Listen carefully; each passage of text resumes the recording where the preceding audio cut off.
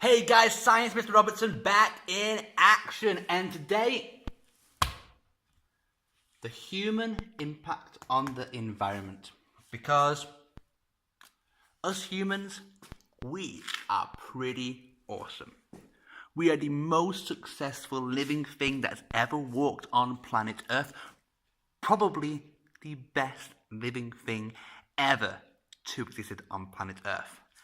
Arguably, we'll probably never know, but the most successful living thing in the entire universe. There's a problem with being so awesome, and that is that our Earth is not so awesome. It's a planet. It's a great planet. Water, oxygen, close to the sun, so it's liquid, that water. Fantastic place to be. But it's limited. And us awesome humans, we have been using too much of that. Of course we have. Humans' population over the last 100 years has gone up over 5 times, and it's got to continue, probably double in this century alone.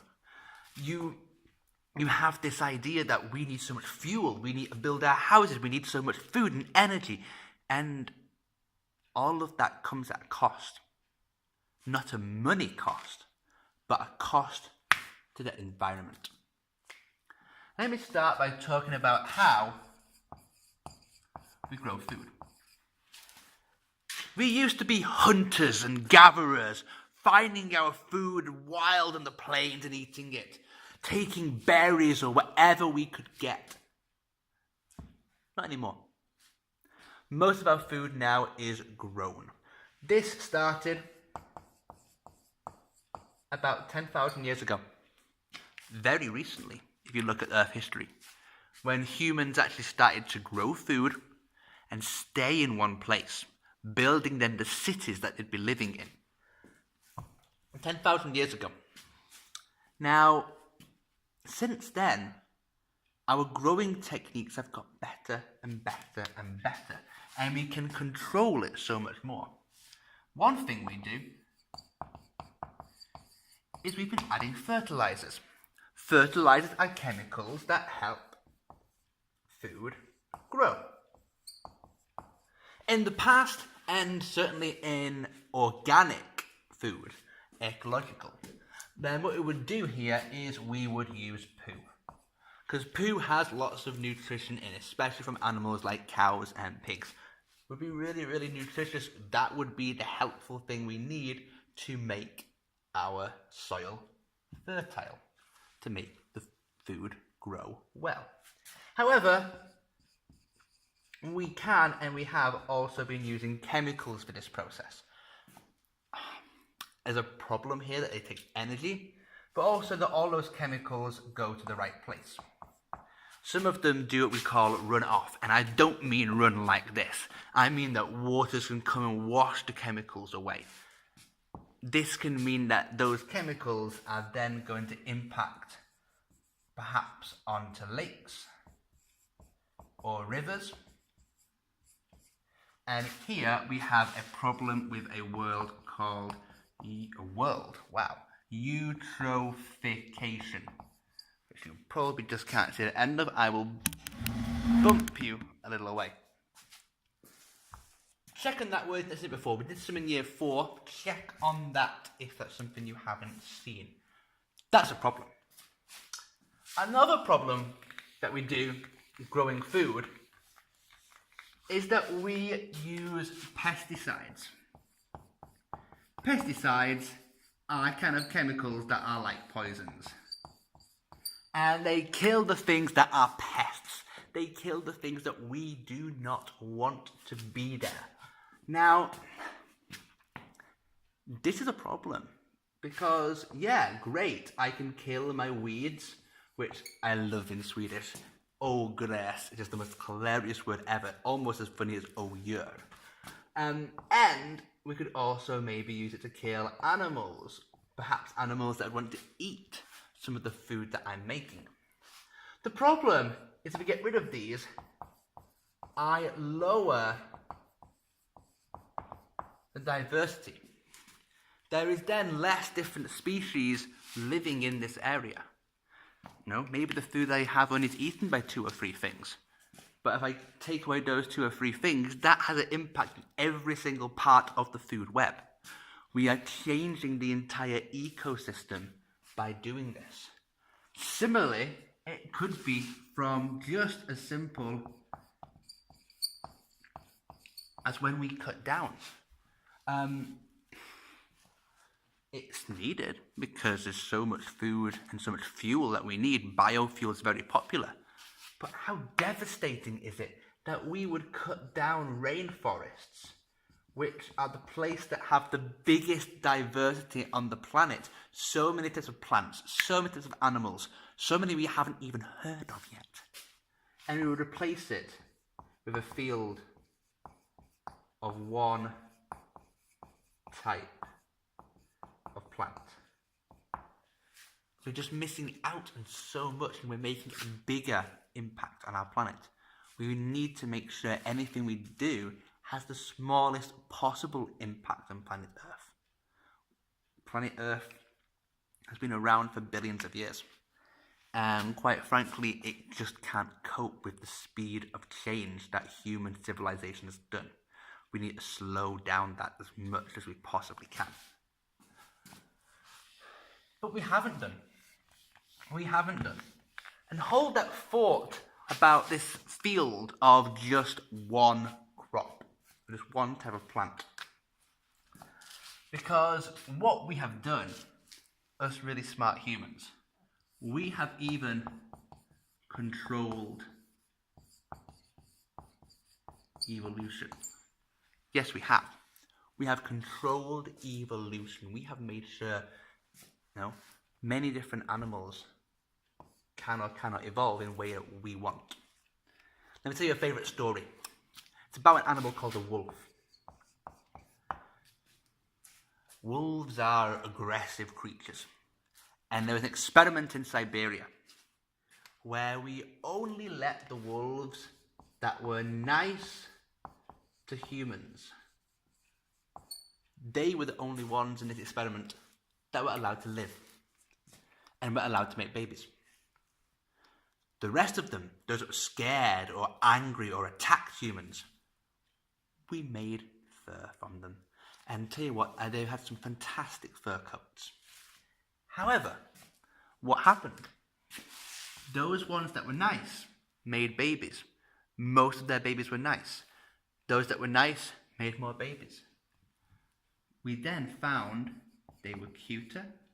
They had curly tails. They were softer. We changed their behavior, and that changed their physical appearance. It's a staggering example of how humans have changed evolution in that very example over, 30, 40 years. We've done the same to plants. One great example I'm going to use is from grapes. We have grapes now that are seedless. Grapes are a fruit. The point of a fruit is to contain the seeds so the plant can reproduce and grow. But, there was a miracle sometimes, and hey, oh my goodness, this one has no seeds. Well, isn't this fantastic?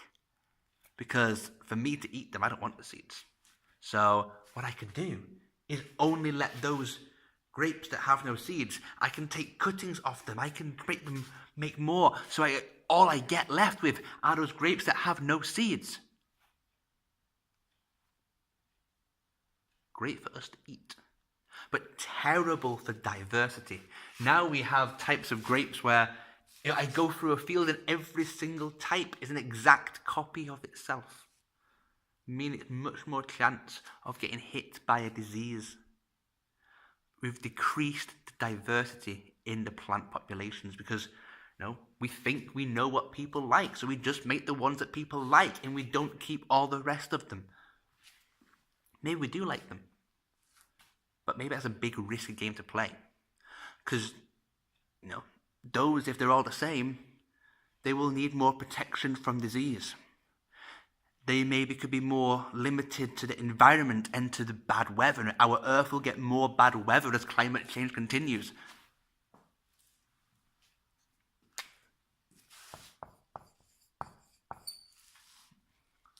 One of the most staggering ones as well is with cows.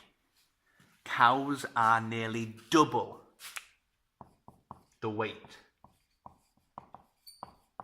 than they were 200 years ago or so, because we have let the biggest of them survive, make babies, and then the biggest survive, make babies, and we continue this process till we get the fattest, juiciest, muscly cows possible. But we had all this different variety of cows, and we've narrowed and narrowed that down just to get more of the one we want. But maybe that one we want, we've taken away diversity. We've taken away its genetic spread, meaning, again, it's at more risk of disease. It's at more risk of not succeeding. It might be great for us right now, but that might always not be so. It's something that has to be really, really thought about. And finally, for this at least, it's about how we use, especially our areas that are wooded, our forests, for example, because they're great for fuel, they're great for building,